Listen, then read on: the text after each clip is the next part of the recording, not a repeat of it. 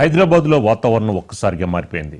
నగరంలోని పలు ప్రాంతాల్లో భారీ వర్షం కురుస్తోంది. జూబ్లీ హిల్స్, బంజారా హిల్స్, పంజాగుట్టతో పాటు ఎస్ఆర్ నగర్, కోకట్పల్లి, మియాపూర్ వంటి ప్రాంతాల్లో ఈదురుగాలులతో కూడిన వర్షం పడుతోంది. ఈ అకాల వర్షం కారణంగా నగరవాసులు చాలా ఇబ్బందులు పడుతున్నారు.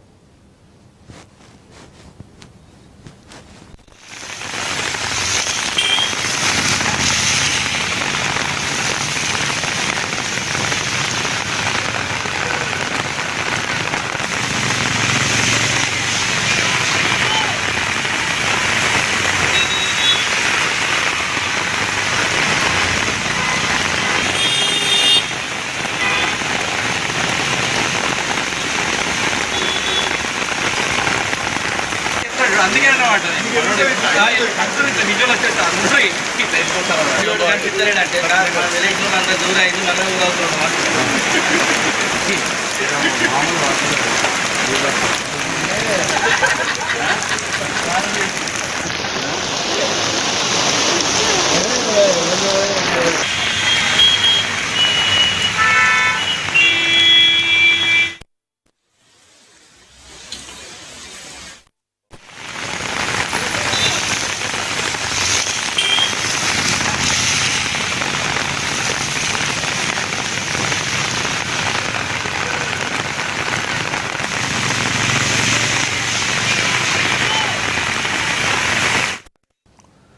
హైదరాబాద్లో వాతావరణం ఒక్కసారిగా మారిపోయింది. నగరంలోని పలు ప్రాంతాల్లో భారీ వర్షం కురుస్తోంది. ఇదే అంశానికి సంబంధించి మనకి మరింత సమాచారం మా కరెస్పాండెంట్ రామనరేష్ అందిస్తారు. రామనరేష్, ఏంటి హైడ్రా, జీహెచ్ఎంసీ రెస్క్యూ బృందాలు మొత్తానికి అప్రమత్తమయ్యాయా? సీతారామరాజు, ఉదయం వరకు కూడా ఎండ తీవ్రత ఎక్కువగా ఉంది. ఆ తర్వాత మధ్యాహ్నం తర్వాత నుంచి క్రమంగా వాతావరణంలో మార్పులు అయితే చోటు చేస్తున్నాయి. సాయంత్రం సమయంలో ఒక్కసారిగా, అంటే 4 గంటల సమయంలో ఒక్కసారిగా వాతావరణం మొత్తం మారిపోయింది. కారు మబ్బులు కమ్ముకుంటూ కూడా హైదరాబాద్ నగర వ్యాప్తంగా పలు ప్రాంతాల్లో భారీ నుంచి అతి భారీ వర్షం అయితే కురుస్తుంది. ప్రస్తుతానికైతే పలు ప్రాంతాల్లో కురుస్తున్న భారీ వర్షంతో లోతట్టు ప్రాంతాలన్నీ కూడా జలమయమైన పరిస్థితి ఉంది. దీంతో చాలా మంది ఇళ్లలోకి నీళ్లు చేరి చాలా ఇబ్బందులు పడుతున్న పరిస్థితి ఉందని చెప్పుకోవచ్చు. గత వారం రోజులుగా ఇదే పరిస్థితి కొనసాగుతుంది. హైదరాబాద్ లో సాయంత్రం సమయంలో సాయంత్రం అదేవిధంగా రాత్రి సమయాల్లో భారీ నుంచి అతి భారీ వర్షాలు పలు ప్రాంతాల్లో కురుస్తున్న పరిస్థితి ఉంది. దీంతో లోతట్టు ప్రాంతాలన్నీ కూడా జలమయం అవుతున్నాయి. అదేవిధంగా క్లౌడ్ బరస్ట్, అంటే మినీ క్లౌడ్ బరస్ట్ అన్నట్టుగా ప్రస్తుతం హైదరాబాద్ లో మినీ క్లౌడ్ బరస్ట్ అన్నట్టుగా వర్షాలు కురుస్తున్న పరిస్థితి ఉంది. దాదాపు 8 నుంచి 10 సెంటీమీటర్ల పైన వర్షపాతం నమోదవుతుండటంతో రోడ్లని కూడా చెరువులను కల్పిస్తున్న పరిస్థితి ఉంది. అందులోనూ సాయంత్రం ఆఫీసుల నుంచి వెళ్లే సమయంలో వర్షం కురుస్తున్న నేపథ్యంలో మొత్తం కూడా ట్రాఫిక్ జామ్ అవుతున్న పరిస్థితి ఉంది. దీంతో రోడ్లపై వెళ్లే వాహనదారులు చాలా తీవ్ర ఇబ్బందులు పడుతున్న పరిస్థితి ఉందని చెప్పుకోవచ్చు. ప్రధానంగా చూసుకుంటే జూబ్లీ హిల్స్, అదేవిధంగా బంజారా హిల్స్, పంజాగుట్ట, అమీర్పేట, ఎస్ఆర్ నగర్, అదేవిధంగా ఇటు ఆర్టీసీ క్రాస్ రోడ్, సికింద్రాబాద్, అదేవిధంగా ఇటు ఎల్బీ నగర్, దిల్సుఖ్ నగర్, ఈ ప్రాంతాల్లో అయితే ప్రస్తుతానికి భారీ వర్షం అయితే కురుస్తుంది. భారీ వర్షంతో అన్ని ప్రాంతాల్లో కూడా రోడ్లపైకి వరద నీరు పెద్ద ఎత్తున వచ్చి చేరడంతో మొత్తం మోకాళ్ళలోతో పైగా వరద నీరు వచ్చి చేరుతుంది. దీంతో ట్రాఫిక్ సమస్యలనే పెద్ద ఎత్తున తలెత్తున్న పరిస్థితి ఉంది. దీంతో ఏదైతే వాటర్ లాగింగ్ పాయింట్స్ ఉన్నాయో, అదేవిధంగా రోడ్లపై వరద నీరు ప్రవహిస్తుందో ఆ ప్రాంతాల్లో ఇప్పటికే జీహెచ్ఎంసీ, అదేవిధంగా హైడ్రా మాన్సూన్ ఎమర్జెన్సీ టీమ్స్ ఏవైతుందో అవన్నీ కూడా రంగంలో దిగడం జరిగింది. ప్రధానంగా చూసుకుంటే ఇటు సోమాజీ కూడా రాజ్భవన్ రోడ్ ఏదైతే ఉందో ఆ రోడ్ లో దాదాపు మోకాలు పైన వరద నీరు వచ్చి చేరడంతో అక్కడ వాహనాలు చాలా వరకు ఆ వరద నీటిలో చిక్కుకున్న పరిస్థితి. దీంతో అక్కడ డిఆర్ఎఫ్ బృందాలు ఆ వాహనాలను వాళ్ళు నెట్టుకుంటూ బయటకు తరలిస్తున్న పరిస్థితి ఉందని చెప్పుకోవచ్చు. మొత్తంగా చూసుకుంటే హైదరాబాద్ లో ఒక వారం రోజుల నుంచి కూడా రోజు సాయంత్రం కానీ అదేవిధంగా రాత్రి సమయాల్లో భారీ నుంచి అతి భారీ వర్షాలు అయితే కురుస్తున్నాయి. దీనికి మినీ క్లౌడ్ బరస్ట్ ప్రధాన కారణం అని చెప్పేసి ఉదయం మనకి హైడ్రా కమిషనర్ రంగనాథ్ మాట్లాడుతూ కూడా చెప్పడం జరిగింది. ఇటీవల కాలంలో గతంలో ఎన్నడూ లేని విధంగా 10 నుంచి 15 సెంటీమీటర్ల వర్షపాతం నమోదవుతుంది. దీనికి ప్రధాన కారణం గ్లోబల్ వార్మింగ్, అదేవిధంగా పొల్యూషన్ ఎఫెక్ట్ వల్ల ఇదంతా కూడా జరుగుతుంది. ప్రధాన సిటీల్లో, అంటే అర్బన్ ఏరియాలో కాకుండా ప్రధానంగా సిటీ లోనే ప్రధాన ప్రాంతాల్లోనే ఈ వర్షం పెద్ద ఎత్తున నమోదవుతున్న పరిస్థితి ఉందని చెప్పేసి చెప్తున్న పరిస్థితి ఉంది.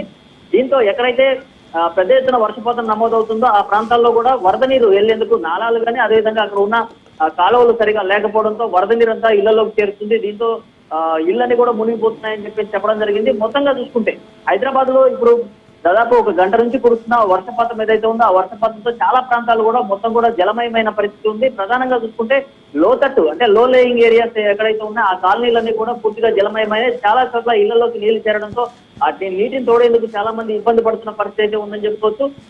మరోవైపు లో లేయింగ్ ఏరియాలు ఎక్కడైతే ఉన్నాయో ఆ లో లేయింగ్ ఏరియాలలో నీరు వరద నీరుని తోడేందుకు జిహెచ్ఎంసీకి సంబంధించిన మాన్సూన్ టీమ్స్ అన్ని కూడా రంగంలో దిగి పెద్ద పెద్ద మోటార్లు అదేవిధంగా జనరేటర్లు పెట్టుకుని ఆ నీటిని తోడే ప్రయత్నం అయితే చేస్తున్నారు. చాలా చోట్ల అంటే రోడ్లపై వరద నీరు పెద్ద ఎత్తున ప్రవహిస్తున్న నేపథ్యంలో ప్రజలు అప్రమత్తంగా ఉండాలని చెప్పేసి అధికారులు సూచిస్తున్నారు. ఎందుకంటే ఇటీవల దాదాపు ఏదైతే వర్షం నీరు ఎక్కువగా వచ్చి ఆ వరద తాకిడి ఎక్కువగా ఉందో ఆ ప్రాంతాల్లోకి వెళ్ళవద్దని హెచ్చరికలు జారీ చేస్తున్న పరిస్థితి ఉంది. ఎందుకంటే గతంలో ఇటీవల కురిసిన వర్షాలకు దాదాపు 7 మంది గల్లంతైన పరిస్థితి అయితే ఉంది. దాంట్లో ఆల్మోస్ట్ అందరూ చనిపోయారు. ఇంకా 2 బాడీలు కూడా దొరకని పరిస్థితి ఉంది. కాబట్టి వర్షాలు వరదలు వచ్చినప్పుడు ఆ ప్రాంతాల్లో ఏదైతే వాహనదారులు కానీ అదేవిధంగా పాదచారులు కానీ ఎవరైనా సరే ఆ వరద నీటి దగ్గరికి వెళ్ళొద్దు. వరదలు పూర్తిగా తగ్గిన తర్వాతనే వాహనాలను నడపాలంటూ కూడా హెచ్చరికలు జారీ చేసిన పరిస్థితి ఉందని చెప్పుకోవచ్చు. ప్రస్తుతం హైదరాబాద్ నగర వ్యాప్తంగా కూడా పలు ప్రాంతాల్లో కురుస్తున్న భారీ వర్షంతో ప్రధాన రహదారులన్నీ కూడా చెరువులను తలపిస్తున్నాయి. ఈ నేపథ్యంలో ఆ నీటిని తరలించేందుకు కొంత టైం పడుతుంది. అంటే వర్షం వెలిసిన తర్వాత దాదాపు గంటన్నర తర్వాత ప్రయాణాలు కొనసాగించాలంటూ కూడా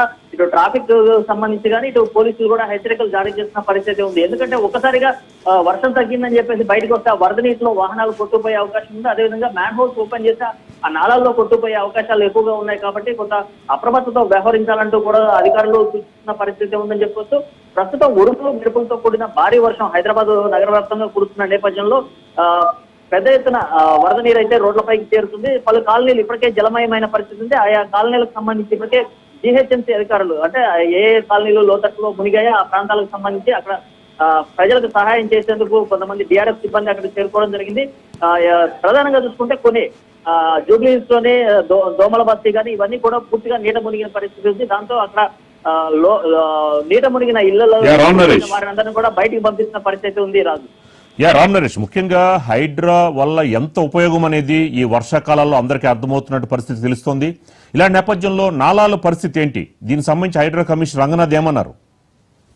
ఇక్కడ హైదరాబాద్ లో ఏదైతే హైదరాబాద్ అంటేనే రాక్స్ లేక్స్ అని చెప్పేసి ఉంటుంది. కాకపోతే ఆ లేక్స్ అన్ని కూడా కబ్జాకు గురైనాయి. దీంతో ఏదైతే వరద వచ్చినప్పుడు ఆ వరద నీటిని హోల్డ్ చేయడానికి అంటే వరద వస్తే ఆ వరద నీటిని ఆ లేక్స్ దగ్గర హోల్డ్ చేసి ఆ తర్వాత కొంత వర్షం తగ్గిన తర్వాత ఆ నీటిని కిందకు వదులుతారు. కానీ ఇప్పుడు ఆ లేక్స్ అన్ని కూడా కబ్జాకు గురైన పరిస్థితి ఉంది. కాబట్టి ఆ నీరంతా కూడా వరద నీరంతా కూడా ఏకంగా రోడ్లపైకి ఇళ్లలోకి వచ్చి చేరుతుంది. దీనివల్లే సమస్యలు ఎక్కువగా ఉన్నాయని చెప్తున్నారు. అదేవిధంగా నాలాలు చాలా వరకు ఏదైతే చెరువులకు కానీ అదేవిధంగా వరద నీరు వెళ్లేందుకు ఏర్పాటు చేసిన నాలాలు కానీ అదేవిధంగా కాలువలు కానీ ఏవైతే ఉన్నాయో అవన్నీ కూడా పూర్తిగా కబ్జాలకు గురవుతున్నాయి. ఒక్కొక్క చోట 9 మీటర్లు ఉండాల్సినవి కేవలం 1 మీటర్ 2 మీటర్లు మాత్రమే ఉంటున్నాయి. దీంతో ఆ వరద నీరంతా కూడా వెళ్లే ప్రవాహం వెళ్ళలేక ఆ నీరంతా కూడా ఇళ్లలోకి చేరుతుంది. ఆ సమీపం ఏదైతే నాలా కుంజించిపోయిందో ఆ ప్రాంతంలో వరద నీరంతా కూడా బయటకు వెళ్ళలేని పరిస్థితి ఉంటుంది. కాబట్టి ఆ నీరంతా కూడా ఇళ్లలోకి చేరుతుంది. అందువల్లే ముంపు గురవుతున్న పరిస్థితి ఉంది. ఈ పరిస్థితులను చక్కదిద్దాలి అంటే మాత్రం ప్రస్తుతం ఉన్న ఏదైతే నాలాలు కానీ అదేవిధంగా కాలువలను ఎక్స్టెన్షన్ చేయాల్సిన అవసరం ఉంది. వాటన్నిటిని కూడా పునరుద్ధరించాలి. ఏదైతే చెరువులు కానీ అదేవిధంగా నాలాలు ఏవైతే ఉందో వాటన్నిటిని కూడా పూర్తిగా పునరుద్ధరించాలి. లేకపోతే భవిష్యత్తులో హైదరాబాద్ నగరంలో వరదలు తీవ్రతరం అయ్యే అవకాశాలు ఎక్కువగా ఉన్నాయి. ఎందుకంటే వాతావరణంలో చోటు చేసుకుంటున్న మార్పులు ఏవైతే ఉన్నాయో ఆ మార్పుల వల్ల ప్రస్తుతం గతంలో 2-3 సెంటీమీటర్ల వర్షపాతం నమోదయ్యేది. కానీ ఇప్పుడు ఉన్న పరిస్థితిలో దాదాపు 15 నుంచి 20 సెంటీమీటర్లు కేవలం గంటన్నర వ్యవధిలోనే నమోదవుతున్న పరిస్థితి ఉంది. కాబట్టి ఈ పరిస్థితులన్నింటినీ అధ్యయనం చేస్తున్నాము. దీనికి సంబంధించి హైదరాబాద్ లో ఉన్న ప్రధాన చెరువులు కానీ అదేవిధంగా లేక్స్ కానీ ఏవైతే ఉన్నా వాటిలో వాటర్ హోల్డింగ్ సిస్టమ్ అనేది ఏర్పాటు చేయాలని చెప్పేసి దానికి సంబంధించి ఒక ప్రణాళికను సిద్ధం చేస్తున్నాము. అదేవిధంగా ఏదైతే నాలాలు ఉన్నాయో ఆ నాలాలు కబ్జాలకు గురైనాయి. కాబట్టి ఆ నాలాల కబ్జాలు కూడా పూర్తిగా అక్రమాలను తొలగించేందుకైతే హైడ్రా ఒక ప్రణాళిక రూపొందిస్తుంది. అందులో భాగంగా కొన్ని ప్రాంతాల్లో ఇప్పటికే కొన్ని తొలగించాము, మరికొన్నిటిలో తొలగించాల్సి ఉంది. అదేవిధంగా కాలువల్లో పేరుకుపోతున్న సిల్ట్ ఏదైతే ఉందో అది పెద్ద ఎత్తున పేరుకుపోతుంది. దానివల్ల కూడా వరద నీరు ఫ్రీగా పోలేక అదంతా కూడా రోడ్లపైకి వస్తున్న పరిస్థితి ఉందని చెప్తున్నారు. గతంలో అమీర్పేట ఏదైతే ఉందో అమీర్పేటలో ఇటీవల కురిసిన భారీ వర్షాలకు మొత్తం కూడా మెట్రో స్టేషన్ దగ్గర పూర్తిగా మునిగిపోయిన పరిస్థితి ఉంది. ఏదైతే శ్రీనగర్ కాలనీ నుంచి శ్రీకృష్ణ నగర్ కాలనీ నుంచి వచ్చే వరదంతా కూడా అమీర్పేట వద్దకు వచ్చేసి మొత్తం వరద నీరు నిలిచిపోయి మొత్తం కూడా వాహనాలు కొట్టుకుపోయిన పరిస్థితి ఉంది. కాబట్టి అక్కడ ఉన్న ప్రాబ్లం ఏంటనేది ఐడెంటిఫై చేయడం జరిగింది. ఏదైతే అమీర్పేట మెట్రో స్టేషన్ కింద ఉన్న నాలా పూర్తిగా బ్లాక్ అయిపోయింది. ఆ డ్రైన్ మొత్తం కూడా బ్లాక్ అయిపోవడం వల్ల మొత్తం వరద నీరంతా కూడా రోడ్లపైకి వచ్చిన పరిస్థితి ఉంది. అయితే రోబోటిక్ టెక్నాలజీ ఏదైతే ఉందో దాని ద్వారా మొత్తం లోపల ఉన్న సిల్ట్ అంతా తీసిన తర్వాత ఇప్పుడు అక్కడ అమీర్పేట మెట్రో స్టేషన్ వద్ద వరద నీరు సాఫీగా పోతుండటంతో అక్కడ వరద ముంపు నుంచి బయటపడడం జరిగింది. మిగతా ప్రాంతాలు అంటే హైదరాబాద్ లో దాదాపు 240 పైగా వాటర్ లాగింగ్ పాయింట్స్ ఉన్నాయి. ఆ వాటర్ లాగింగ్ పాయింట్స్ వద్ద ఈ సమస్యలు ఏవైతే ఉన్నా ఆ సమస్యలను గుర్తించి ఒక్కొక్కటిగా క్లియర్ చేసుకుంటూ పోతున్నాము.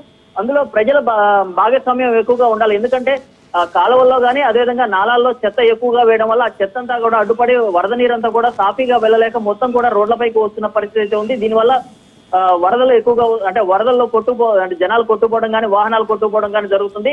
దీనికి ప్రజల భాగస్వామ్యం కావాలని చెప్తున్నారు. అదేవిధంగా ఏదైతే కాలువల్లో సిల్ట్ పెరిగిపోతుందో దాన్ని నిరంతరం అంటే ఒక వర్షాకాలం ముందే కాకుండా నిరంతరం కూడా దాన్ని తొలగిస్తూ ఉండాలి. దానివల్ల వాటర్ సాఫీగా పోయే అవకాశాలు ఉన్నాయి. అదేవిధంగా నాలాలు కబ్జాకి ఏదైతే గురైనా వాటన్నిటి కూడా ఆక్రమణలన్నిటి కూడా తొలగిస్తేనే వరద ముప్పు హైదరాబాద్ కు తొలగిపోతుందని చెప్పేసి హైడ్రా కమిషనర్ చెప్తున్న పరిస్థితి ఉంది రాజు. రామ్ నరేష్, అంటే మొత్తం ఈ వారం మొత్తం కూడా అల్పపీడనాలు ఉన్నాయి అని చెప్పని వాతావరణ శాఖ హెచ్చరించిన నేపథ్యంలో ప్రభుత్వం ముందస్తు జాగ్రత్త చర్యలు ఎలాంటి చర్యలు చేపట్టబోతోంది?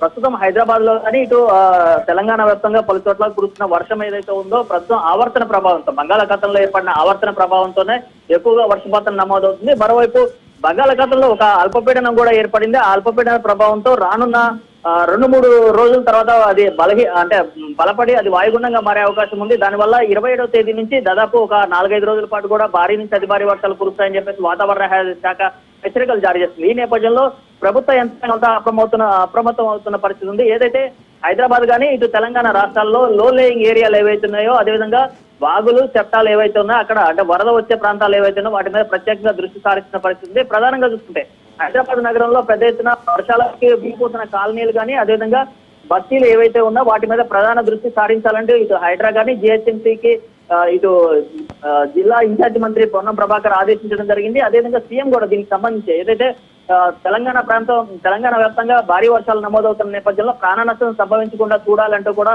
సీఎం ఇటీవల చేసిన రివ్యూల్లో చెప్పడం జరిగింది. దానిలో భాగంగా ఇటు రెవెన్యూ అదేవిధంగా డిఆర్ఎఫ్ బృందాలను ఎప్పటికప్పుడు అప్రమత్తం చేస్తున్న పరిస్థితి ఉందని చెప్పుకోవచ్చు.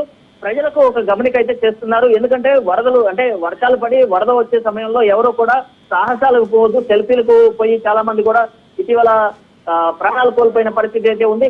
హైదరాబాద్ నగరంలో అయితే కొంతమంది అత్యుత్సాహంతో ఏదైతే వరద తక్కువగా ఉందని వరదని అంచనా వేయకుండా నాలాలు దాటే ప్రయత్నం కానీ కాలువలు దాటే ప్రయత్నం చేయడం వల్ల గల్లంతైన పరిస్థితి అయితే ఉంది.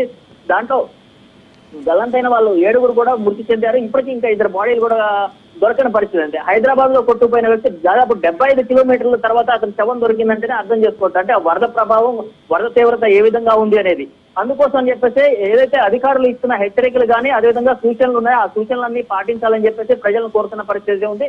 ప్రధానంగా చూసుకుంటే హైదరాబాద్ నగర వ్యాప్తంగా నాలాలు అదేవిధంగా రోడ్లపై వరద నీరు వచ్చిన సమయంలో ఎవరు కూడా వాహనాలు నడపడం కానీ దాంట్లోకి వెళ్ళడం కానీ చేయొద్దని చెప్పేసి సూచనలు చేస్తున్నారు. అదేవిధంగా మ్యాన్ హోల్స్ ఎక్కడన్నా ఓపెన్ చేస్తుంటే వాటికి సంబంధించిన సమాచారం జిహెచ్ఎంసీకి కానీ అదేవిధంగా హైడ్రా టోల్ ఫ్రీ నెంబర్ కి ఎమ్మటే సమాచారం తెలిపితే వాటిని మూసివేసి ప్రజల ప్రాణాలు కాపాడేందుకు చూస్తామని చెప్పేసి చెప్తున్నారు. మరోవైపు రాష్ట్ర ప్రభుత్వం కూడా తెలంగాణ వ్యాప్తంగా ఇటు హైదరాబాద్ లో కురుస్తున్న వర్షాలకి అధికారులందరినీ అప్రమత్తం చేసి అన్ని శాఖలు సమన్వయంతో పనిచేయాలి. ఎక్కడ కూడా ప్రాణ నష్టం సంభవించకుండా చూడాలి. ప్రస్తుతం కురుస్తున్న వర్షాలు అంటే దాదాపు 8 నుంచి 20 సెంటీమీటర్ల మధ్యలో కురుస్తున్నాయి. అంటే ఒక రోజు 8 నుంచి 10 సెంటీమీటర్లు, మరొక రోజు 10 నుంచి 15 సెంటీమీటర్లు, మరొక రోజు 15 నుంచి 20 సెంటీమీటర్ల వరకు వర్షం కురుస్తున్న నేపథ్యంలో ఆ భారీ వర్షాన్ని అంచనా వేయడం కొంత కష్టంగా మారింది. ఈ నేపథ్యంలోనే ఏదైతే వాతావరణ శాఖ హెచ్చరికలు కానీ అదేవిధంగా ప్రభుత్వం చేస్తున్న హెచ్చరికలను కంపల్సరిగా ప్రజలంతా పాటించాలని చెప్పేసి కోరుతున్న పరిస్థితి ఉంది. Ramaraju. Right, thank you Ram Naresh.